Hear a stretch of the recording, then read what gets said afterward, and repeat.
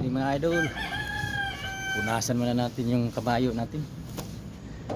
Medyo marumi na eh, para pugi-puin sa mga pasahero. Ganun lang ang buhay.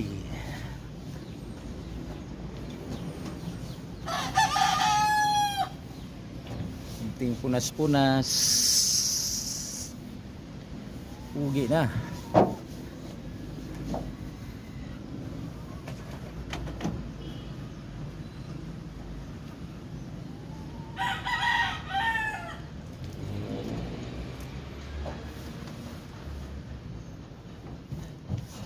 Ayan lang, ganun lang.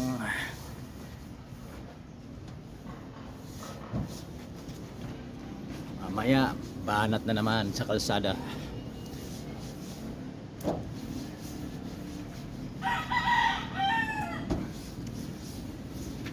Okay na ito.